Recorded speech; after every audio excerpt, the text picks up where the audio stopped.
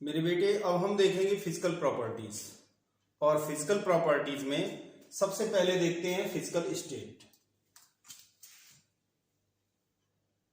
Group 1 means alkali metals and group 2 means alkaline earth metals. जितनी भी alkali metals या alkaline earth metals हैं वो एक तो सिल्वरी व्हाइट कलर की होती हैं,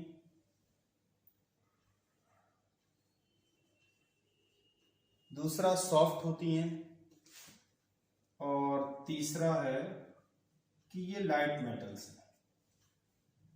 सॉफ्ट इतनी होती हैं कि इन्हें चाकू से काटा जा सकता है। अगर हम सॉफ्टनेस की बात करें तो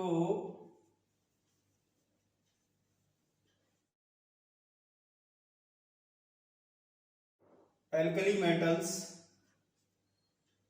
की सॉफ्टनेस ज्यादा होती है in comparison to alkaline earth metals. ये भी सिल्वरी व्हाइट होती हैं और कंपैरेटिवली लाइट मेटल। जो मेटालिक लस्टर होती है,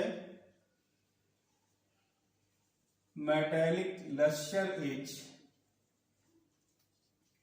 due to oscillation of electrons.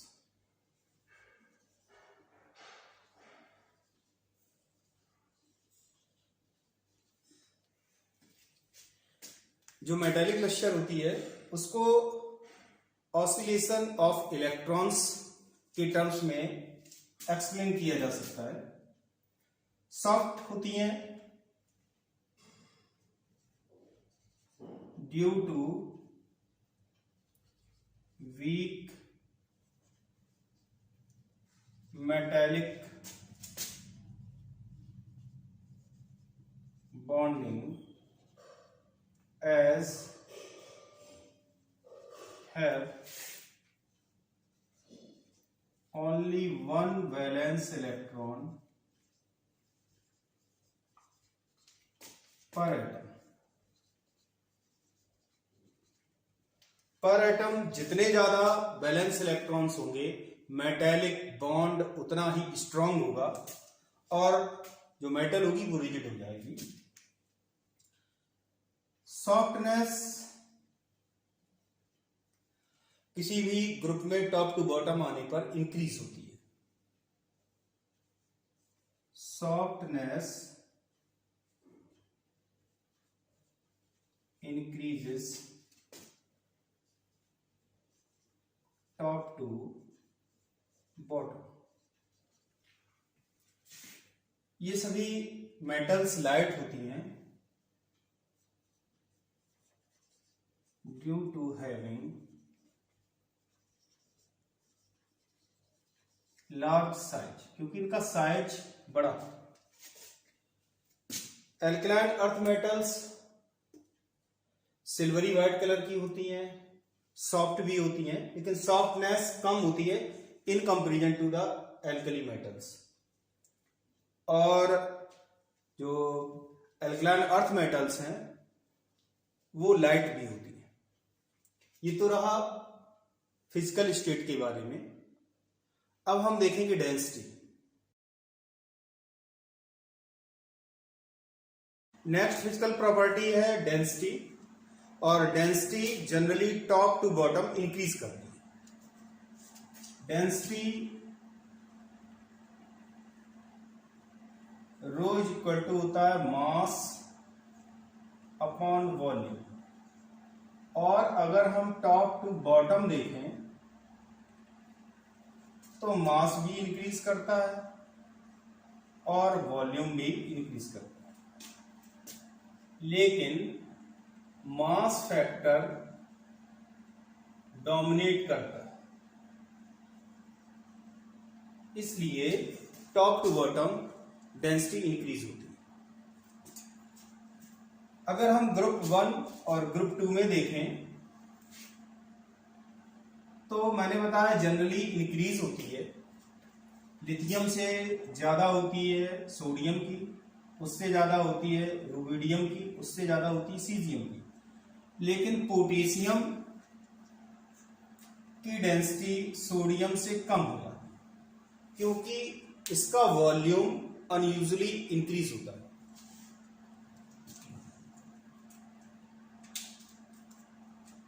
Volume increases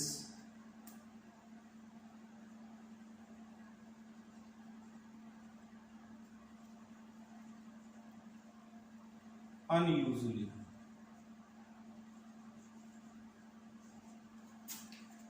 और अगर हम एल्कलाइन अर्थ मेटल्स में देखें तो मैग्नीशियम और बेरिलियम इनकी डेंसिटी कंपैरेटिवली ज्यादा होती है, कैल्शियम की कम होती है और स्ट्रोंशियम और बेरियम की ज्यादा होती है। तो ये रहा ऑर्डर एल्कलाइन अर्थ मेटल्स का। सबसे कम कैल्शियम की, उससे ज्यादा मैग्नीशियम की, उससे भी ज्यादा बेरिलियम की, क्योंकि बेरिलियम का जो साइज होता है वो काफी छोटा होता है due to very small size.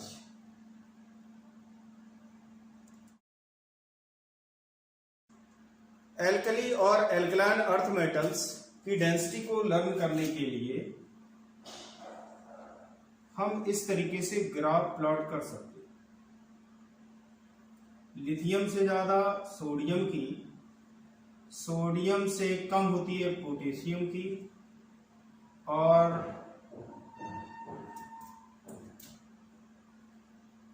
ज्यादा होती है रुबिडियम और सीजियम की। ये हो गया सोडियम, ये हो गया पोटेशियम और ये हो गया लिथियम डेंसिटी। और एल्कलाइन अर्थ मेटल्स में डेंसिटी को लर्न करने का तरीका हो सकता है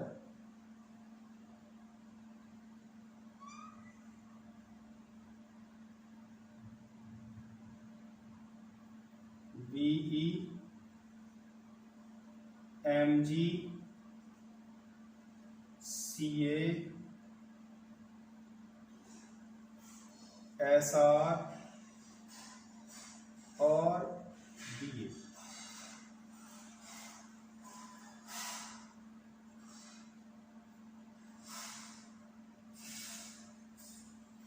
अब हम नेक्स्ट प्रॉपर्टी पर आते हैं और नेक्स्ट फिजिकल प्रॉपर्टी है melting and boiling point.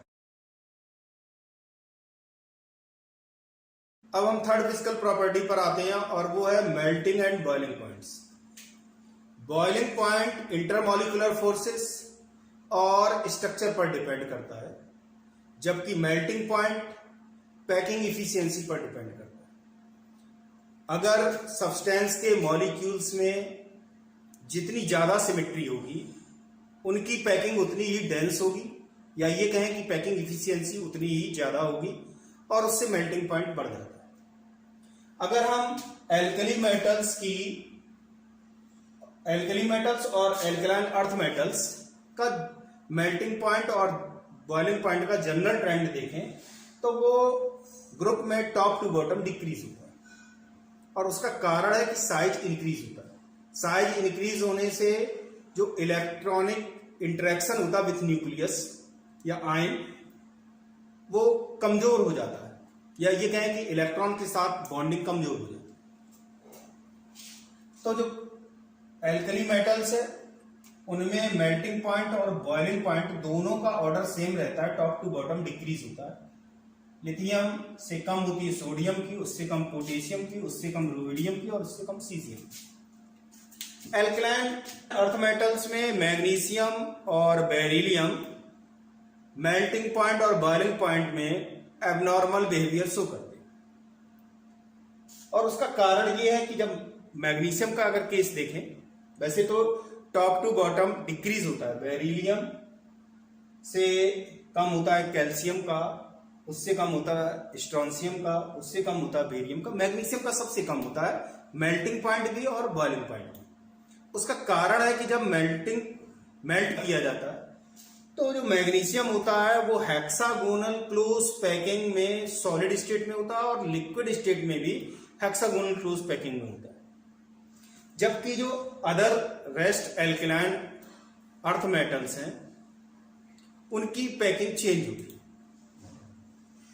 Liquid state में बॉडी सेंटर्ड पैकिंग हो जाती है और इसमें दोनों ही सॉलिड स्टेट और लिक्विड स्टेट दोनों में ही हेक्सागोनल क्लोज पैकिंग।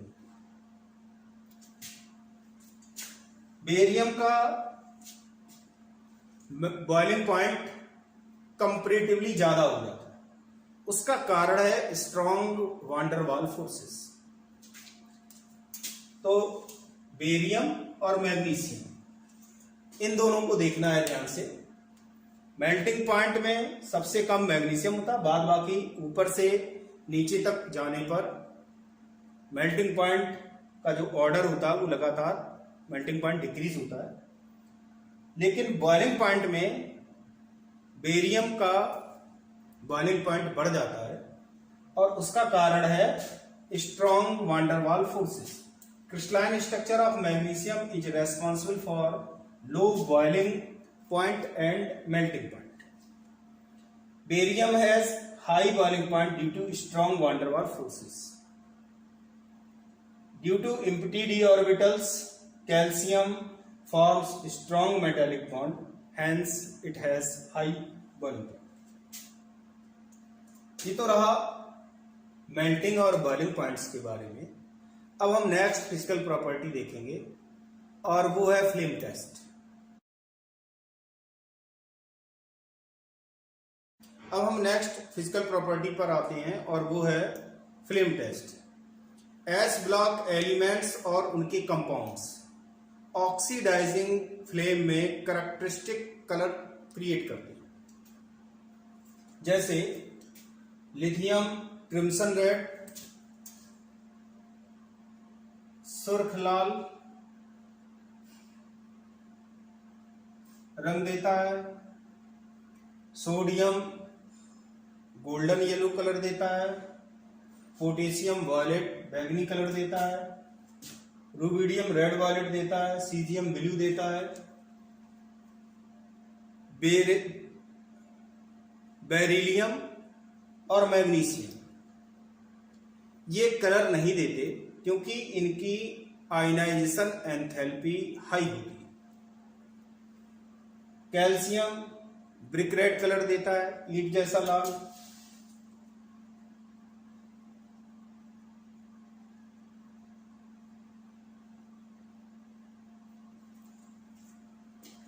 स्ट्रोंशियम सुर्ख लाल रंग देता है, बेरियम एप्पल ग्रीन कलर देता है। होता क्या है कि जब ऑक्सीडाइजिंग फ्लेम में मेटल या उसके सॉल्ट को गर्म किया जाता है तो उसका इलेक्ट्रॉन एनर्जी लेकर ग्राउंड स्टेट से एक्साइटेड स्टेट में चला जाता है और वहां से जब वो फिर से ग्राउंड स्टेट में रिटर्न होता है तो विजुअल रीजन का रेडिएशन इमिट करता है, जिससे हमें जो कलर ऑफ फ्लेम है वो दिखाई देता है। The S block metals and their salts impart characteristic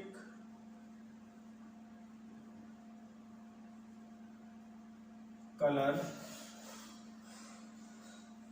to the oxidizing flame.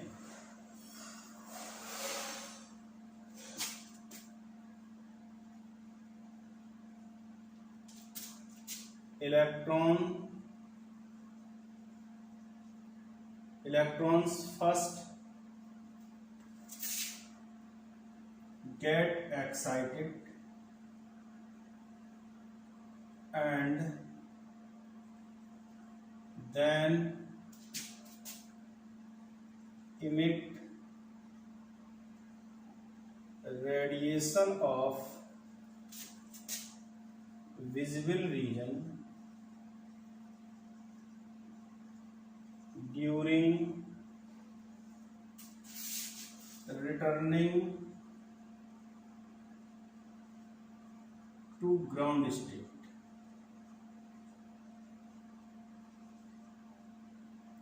And this radiation is responsible for characteristic color of frame.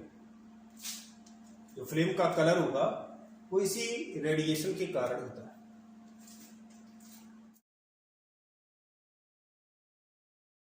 एक बात नोट करने वाली ये है कि कभी कभी फ्लेम टेस्ट में HCl को ऐड किया जाता है कंपाउंड के साथ ताकि वोलेटाइल क्लोराइड बन सके। Sometimes HCl is added to the salt to form volatile chloride। दूसरी बात यह है कंसंट्रेशन ऑफ मेटल को डिटरमिन किया जा सकता है बाय फ्लेम फोटोमेट्री और bye absorption spectroscopy. Concentration of metal can be determined by flame photometry और बाय एब्जॉर्प्शन स्पेक्ट्रोस्कोपी।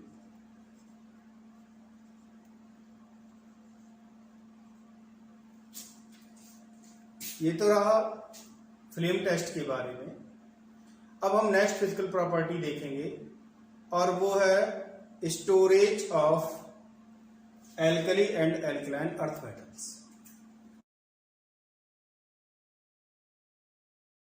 अब हम देखेंगे storage of alkali metals and alkaline earth metals.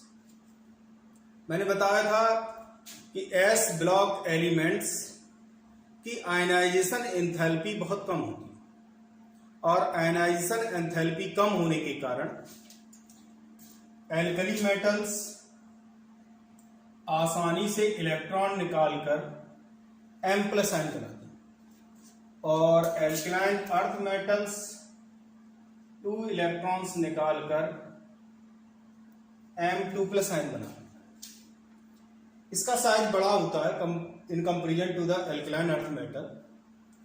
तो साइज बड़ा होने के कारण आउटर मोस्ट ऑर्बिट के इलेक्ट्रॉन पर अट्रैक्शन फोर्स ऑफ न्यूक्लियस कम होता है, इसलिए ये आसानी से इलेक्ट्रॉन निकाल देते हैं।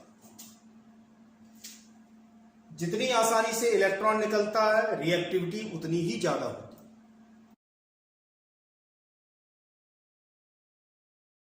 अब हम नेक्स्ट फिजिकल प्रॉपर्टी देखेंगे और वो है photo electric effect.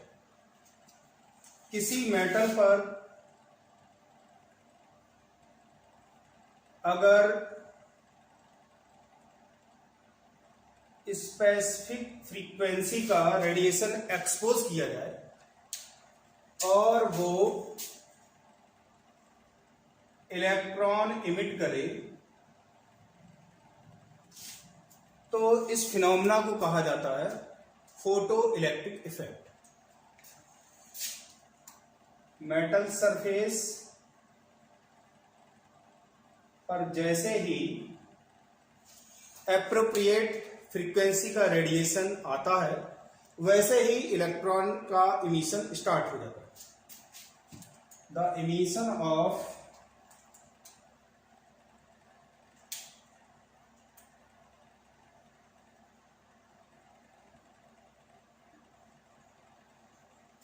electrons from a metal surface by exposure of appropriate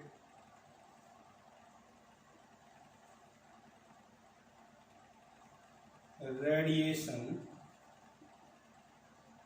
is termed as photoelectric effect.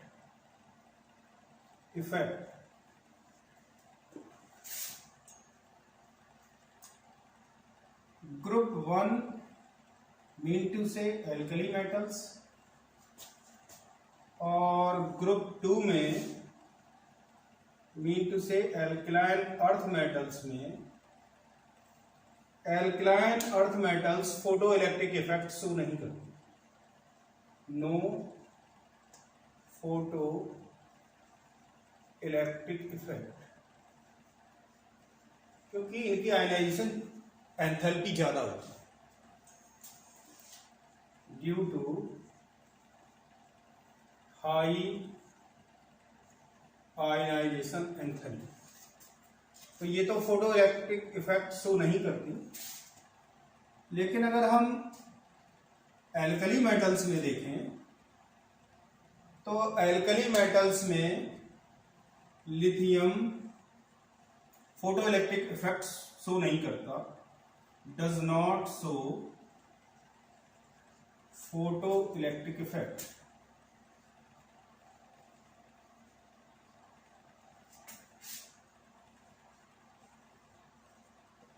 और इसका रीजन ये है due to high ionisation enthalpy.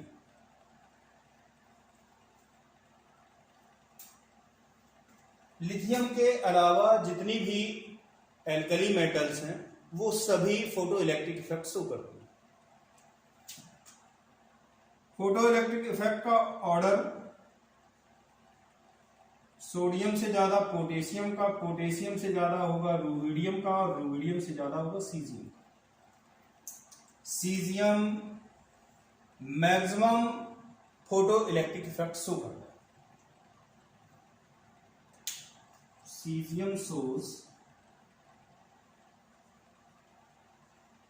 Maximum photo electric effect.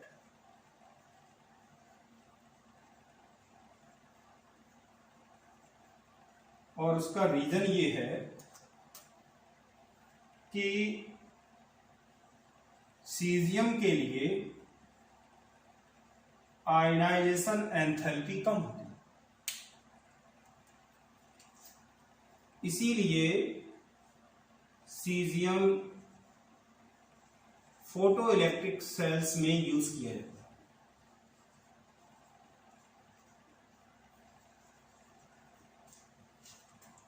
तो ये तो रहा photo electric effect of S block elements.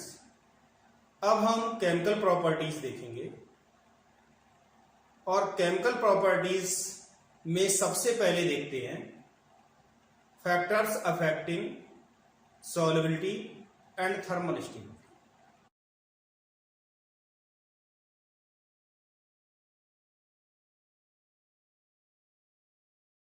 मेरे बेटे अब हम देखेंगे solubility of salts of S block elements. Solubility का मतलब होता है tendency to disperse in liquid.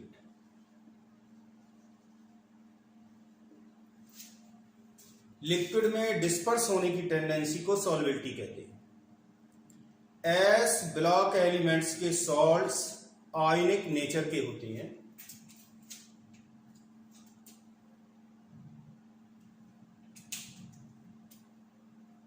Salts of S block elements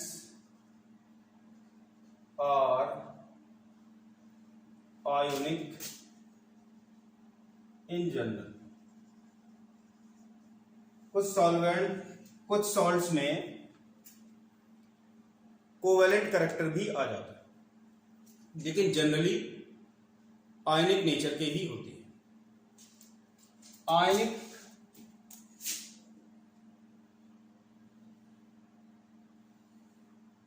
salt को जब हम वाटर में डालते हैं तो आयनिक सॉल्ट बना होता है कैटायन और एनायन से।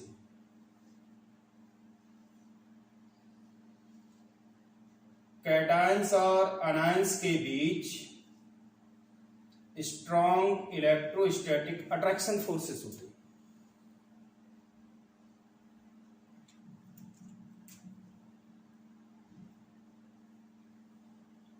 स्ट्रॉन्ग इलेक्ट्रोस्टैटिक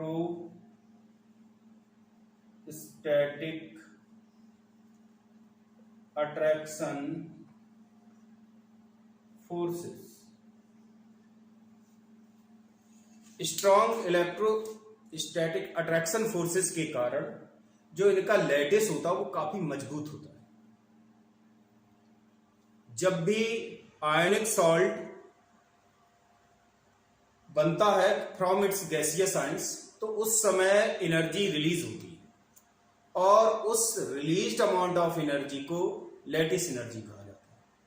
जितनी ज्यादा एनर्जी रिलीज होगी लैटिस उतना ही मजबूत होगा।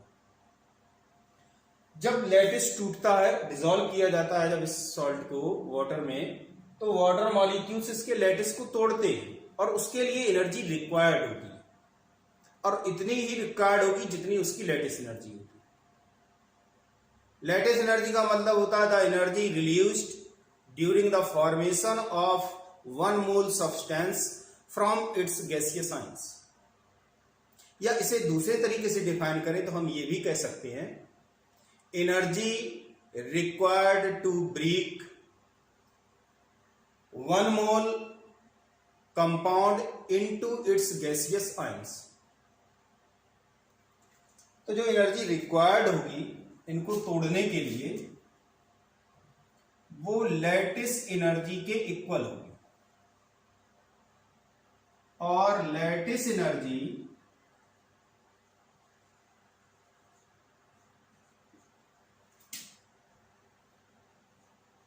प्रोपोर्शनल होती है Q1 into Q2 upon R। R means radius of cation plus radius of anion. Q1 Q2 तो चार्जेस हो गए और R जो है वो R plus plus R minus mean to से कैटायन और एनायन का रेडियस हो गया। अगर हम देखें कि अगर लैटिस एनर्जी ज्यादा है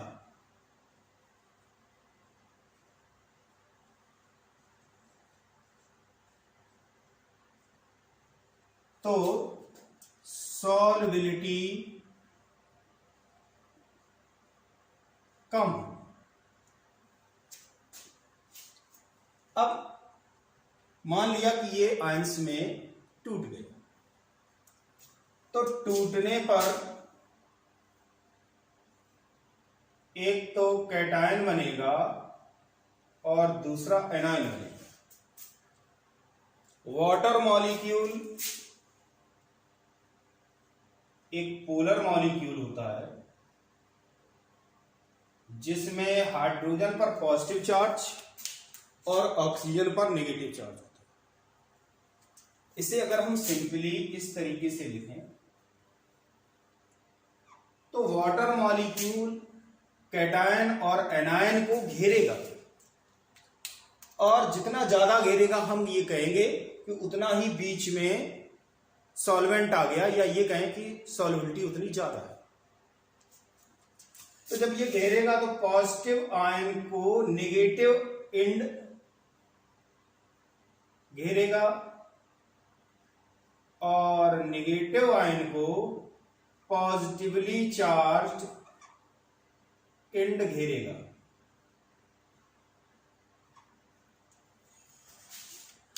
जब वाटर मॉलिक्यूल इसके कांटेक्ट में आएगा तो पॉजिटिवली चार्ज आयन को निगेटिवली चार्ज एंड घेरेगा, तो उससे इसके बीच में टेम्परेरी बॉन्डिंग हो जाएगी। इसी तरीके से temporary bonding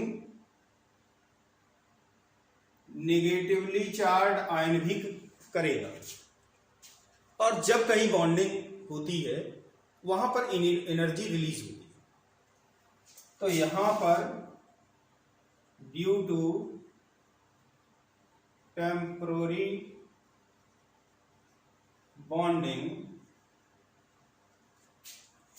energy is released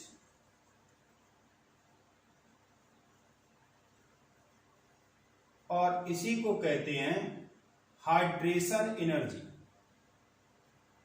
hydration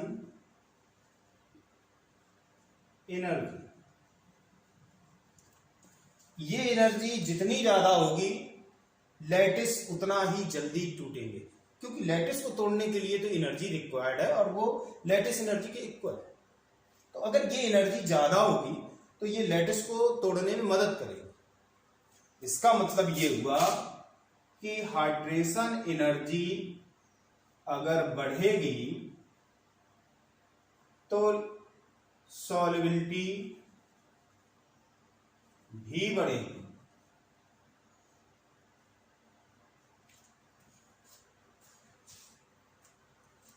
इस तरह हमने देखा कि सॉल्युबिलिटी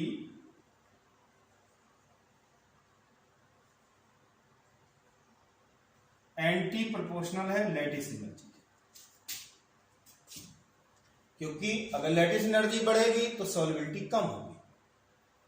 तो इन दोनों के बीच जो रिलेशन है वो ये है कि solubility is inversely proportional to lattice energy, और इन दोनों के बीच का अगर रिलेशन देखा जाए तो सॉल्युबिलिटी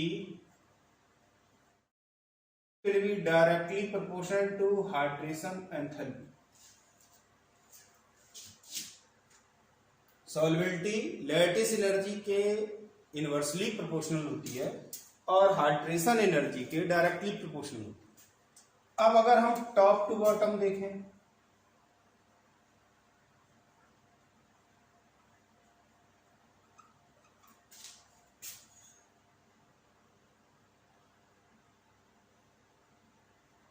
इन ए ग्रुप, तो जब हम टॉप टू बॉटम जाते हैं कैटायन का साइज लगातार बढ़ता है, और कैटायन का साइज बढ़ता है इसलिए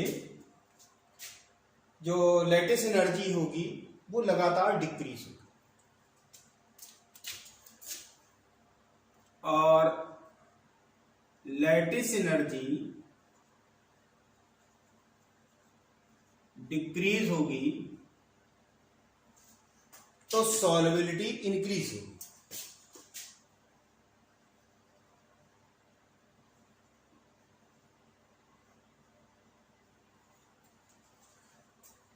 साथ ही साथ अगर हम टॉप टू बॉटम देखें तो साइज इंक्रीज हो रहा है, इसलिए जो साइज जब इंक्रीज होगा तो कैटायन और एनायन, कैटायन को ही हम देख रहे हैं, तो कैटायन की पोलराइजिंग पावर कम हो जाएगी, क्योंकि जो हाइड्रेशन एनर्जी है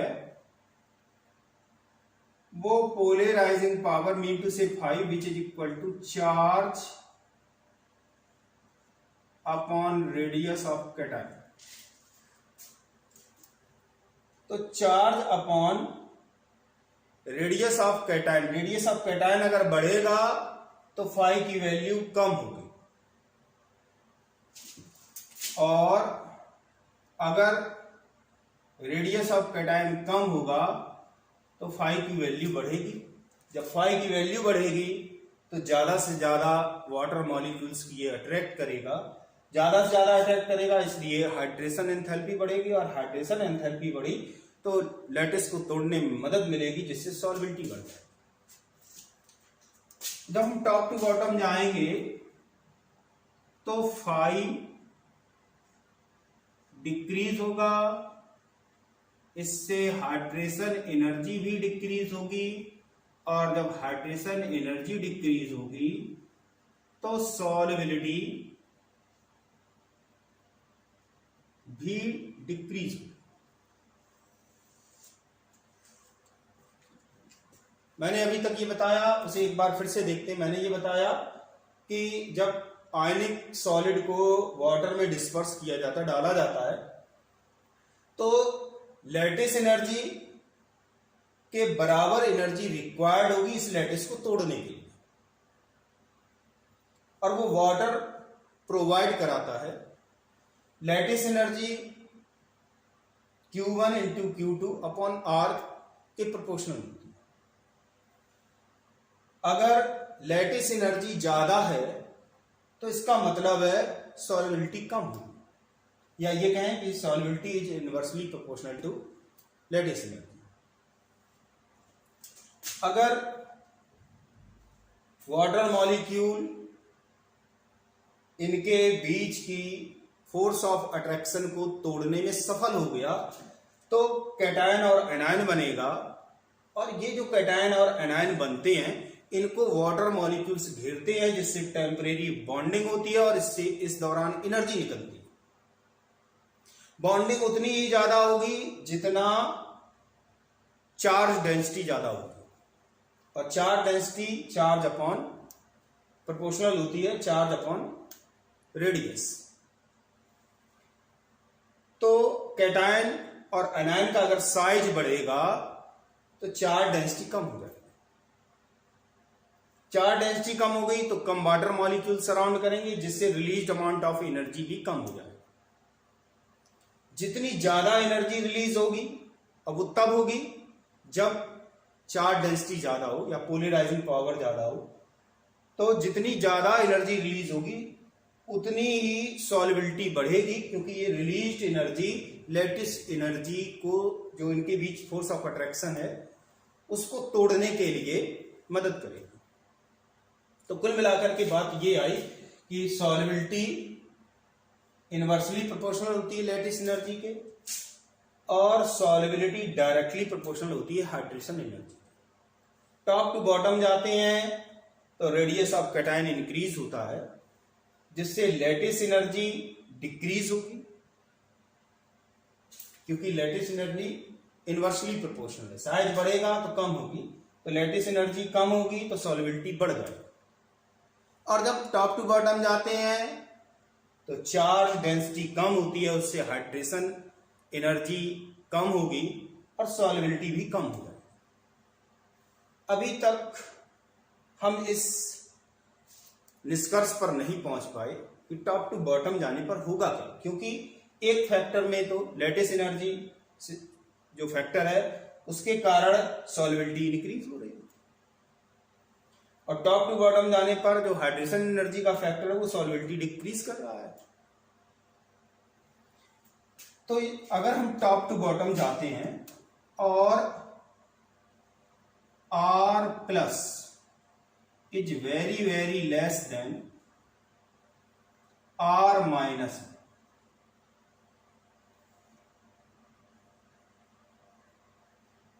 या ऐसा भी हो सकता है R प्लस अप्रॉक्सीमेट इक्वल हो R माइनस के।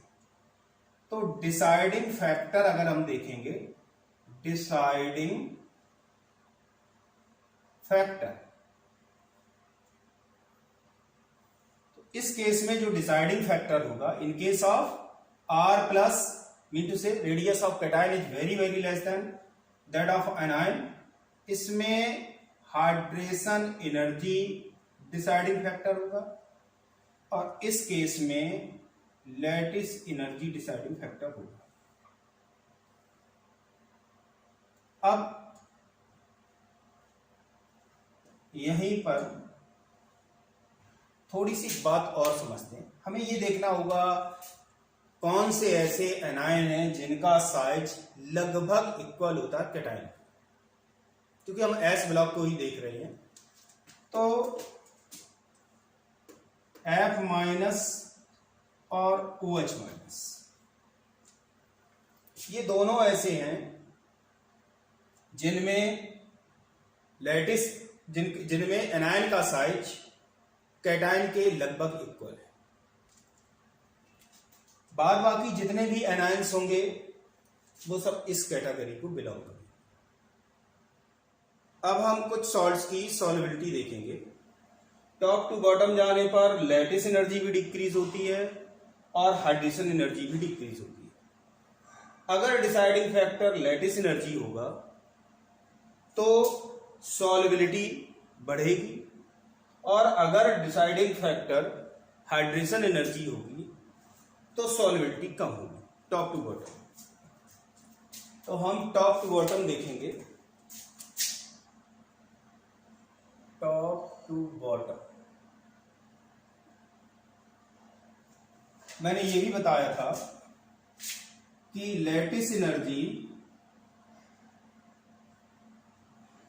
प्रोपोर्शनल होती है Q1 Q2 अपॉन R, और हाइड्रेशन एंथैल्पी प्रोपोर्शनल होती है पोलराइजिंग पावर, मीन टू से charge upon R plus, cation पर चार्ज और कैटायन का रेडियस। तो जब हम टॉप टू बॉटम जाते हैं और मान लिया कि कैटायन और एनायन स्मॉल साइज की, और दूसरी सिचुएशन ये है कि कैटायन छोटा है और एनायन काफी बड़ा है, तो जब दोनों छोटे होंगे यानी कि कैटायन और एनायन का साइज छोटा, तो उनके बीच इलेक्ट्रोस्टैटिक अट्रैक्शन बहुत ज्यादा होगा, और बहुत ज्यादा होगा इसलिए इनकी लैटिस एनर्जी बहुत ज्यादा। और इस सिचुएशन में जब एनायन काफी बड़ा होगा तो आउटर मोस्ट इलेक्ट्रॉन्स पर इफेक्टिव न्यूक्लियर चार्ज कम हो जाता है, इसलिए इन दोनों के बीच में इंटरेक्शन उतना ज्यादा नहीं होगा जितना दोनों छोटे होने पर होता है। तो इस सिचुएशन में लेस यू हो। अगर टॉप टू बॉटम जाते हैं थोड़ा बहुत कैटायन का साइज बढ़ेगा, लेकिन उसका बहुत ज्यादा इफेक्ट नहीं होगा, क्योंकि जो लैटिस एनर्जी है वो R प्लस और R माइनस दोनों के एंटी प्रोपोर्शनल, दोनों के सम के एंटी प्रोपोर्शनल है। तो जब ये काफी बड़ा होगा और ये काफी छोटा होगा, इसमें थोड़ा सा साइज अगर इंक्रीज भी होगा तो भी ये वैल्यू लगभग उतनी रहेगी। लेकिन हाइड्रेशन एनर्जी फाई की प्रोपोर्शनल होगी, अगर साइज बढ़ेगा तो फाई की वैल्यू कम होगी, और कम होगी तो इस सिचुएशन में हाइड्रेशन एनर्जी सॉल्युबिलिटी को डिसाइड करेगी। दोनों छोटे हैं तो लैटिस एनर्जी ज्यादा, एक बड़ा है और एक छोटा है, उसमें अगर चेंज भी होगा तो बहुत ज्यादा नहीं होगा, इसलिए लैटिस एनर्जी कम होगी। और हाइड्रेशन एनर्जी डायरेक्टली प्रोपोर्शनल होती है पोलराइजिंग पावर ऑफ कैटायन। तो टॉप टू बॉटम जाने पर कैटायन का पोलराइजेशन पावर कम होता है, इसलिए ये ज्यादा इफेक्टिव। तो अगर हम देखें, सबसे पहले इसमें देखेंगे कि कौन सा डिसाइडिंग फैक्टर होगा।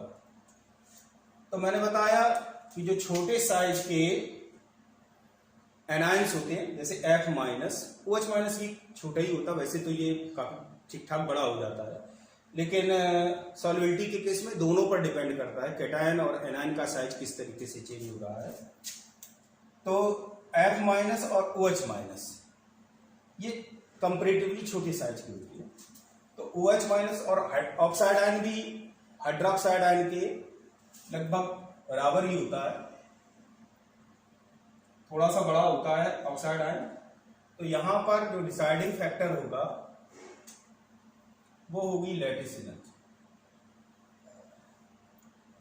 F माइनस और OH माइनस ऑक्साइड आयन के केस में लैटिस एनर्जी होगी, यहां पर भी लैटिस एनर्जी। इनमें डिसाइडिंग फैक्टर होना चाहिए था हाइड्रेशन एनर्जी, क्योंकि ये सभी बड़े साइज के एनायन हैं, लेकिन ये नहीं होता लैटिस एनर्जी ही है डिसाइडिंग फैक्टर। और उसका कारण ये है कि जब हम टॉप टू बॉटम जाते हैं तो आयंस कैटायंस का साइज बहुत तेजी के साथ बढ़ता है। As size of cation increases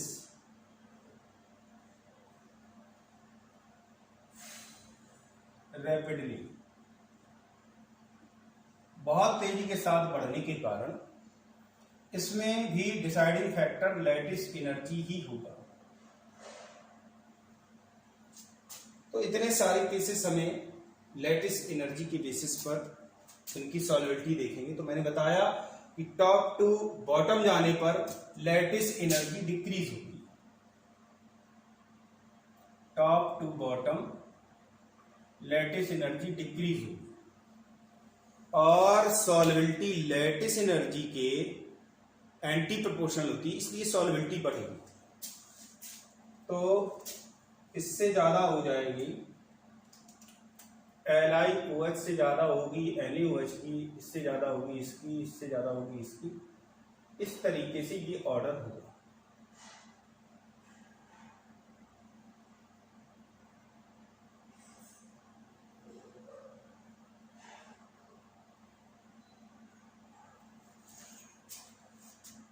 इसमें भी वही ऑर्डर रहेगा।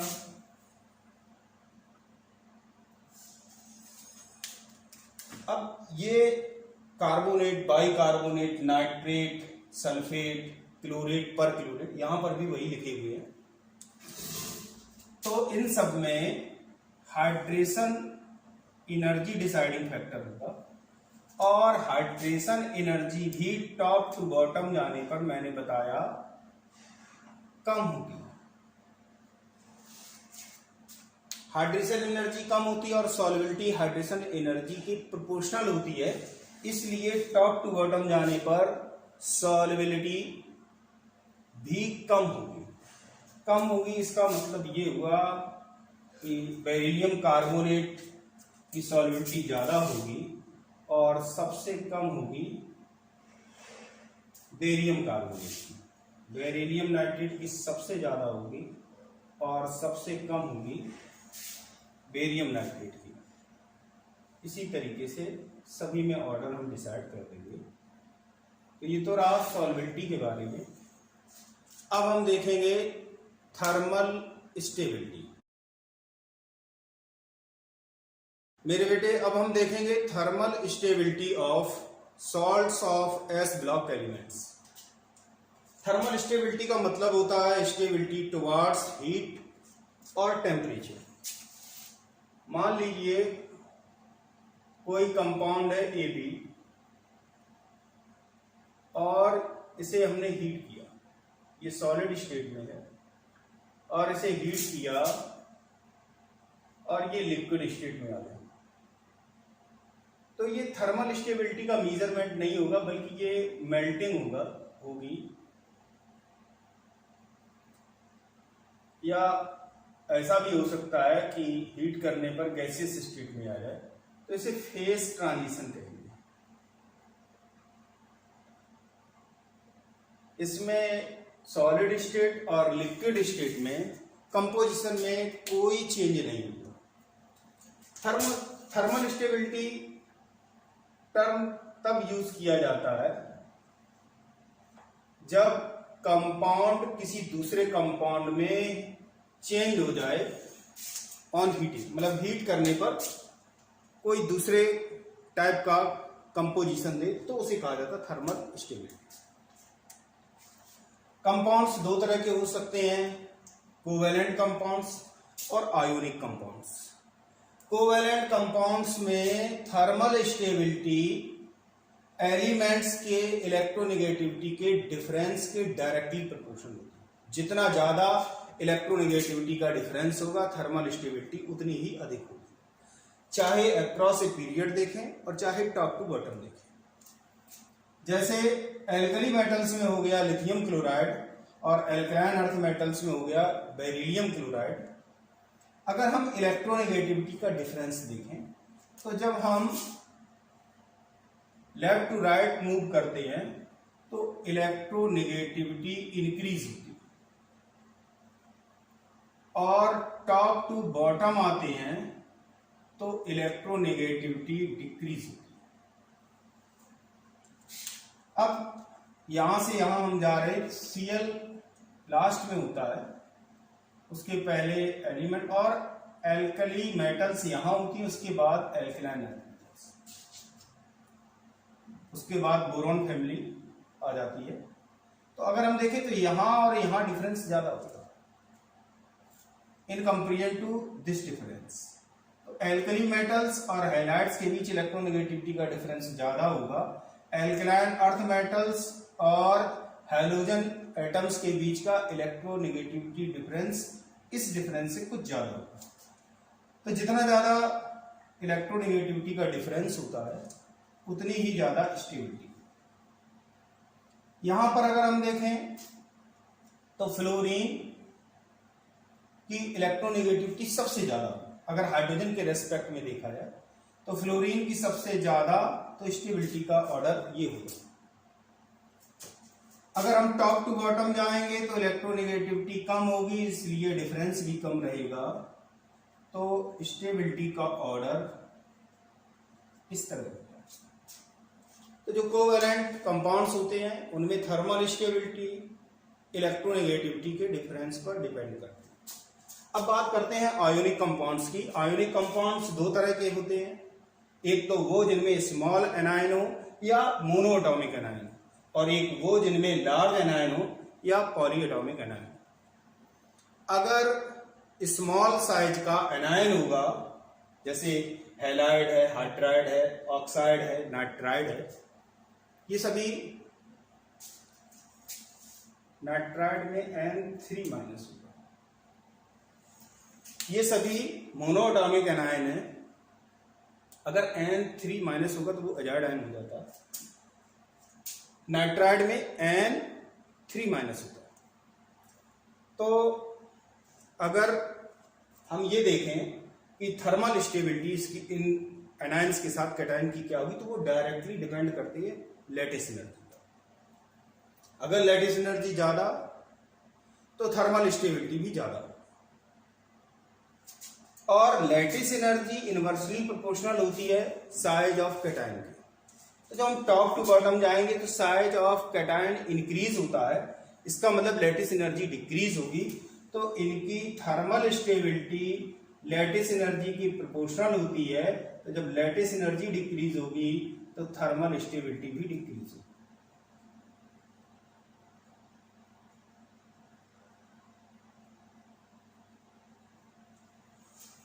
अब हम बात करेंगे लार्ज एनायन या पॉलीएटॉमिक एनायन के बारे में। बड़े साइज का कैटायन बड़े साइज के एनायन को अच्छी तरह से होल्ड कर सकता है, और जो छोटे साइज का होगा वो उसमें पोलराइजेशन क्रिएट करेगा, मीन से कोवेलेंट कैरेक्टर डेवलप करेगा, उसके इलेक्ट्रॉन क्लाउड को अपनी ओर खींचेगा। जैसे अगर हम लिथियम कार्बोनेट को ही ले लें तो उसमें इस तरीके से स्ट्रक्चर होगा और ये इलेक्ट्रॉन क्लाउड फैला हुआ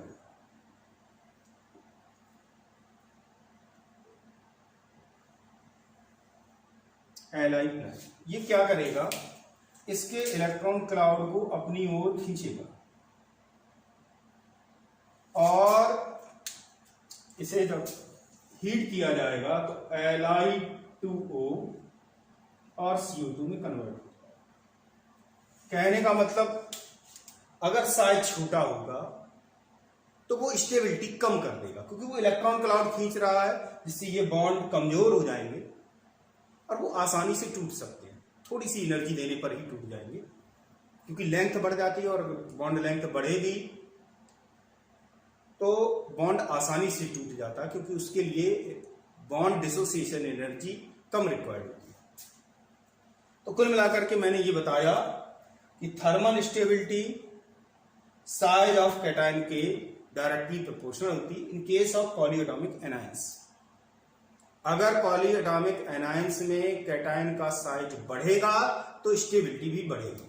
अब हम कुछ एग्जांपल्स देखेंगे। अब हम कुछ पॉलीएटॉमिक आयंस के सॉल्ट लेंगे और उनकी थर्मल स्टेबिलिटी देखेंगे। तो एल्कली मेटल हाइड्रोक्साइड या ऑक्साइड, एल्कली मेटल कार्बोनेट या बाइकार्बोनेट। यहां पर हमने जो एग्जांपल लिया कार्बोनेट लिखा है, बाइकार्बोनेट का आप बना लेंगे।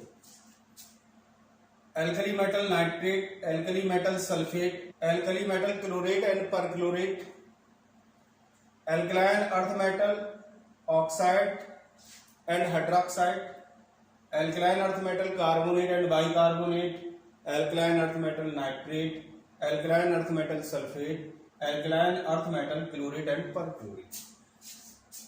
पॉलीएटॉमिक एनायन होने पर जो डिसाइडिंग फैक्टर होता है थर्मल स्टेबिलिटी के लिए वो होता है साइज ऑफ कैटायन,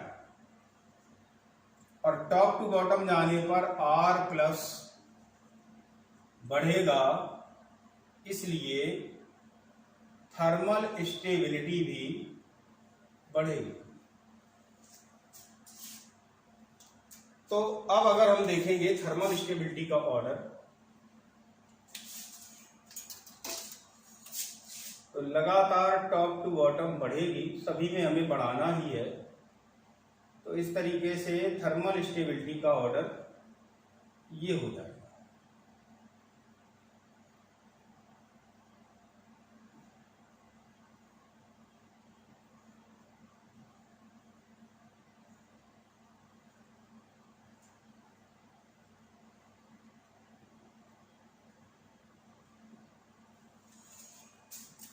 ये तो रहा thermal stability of S block salts.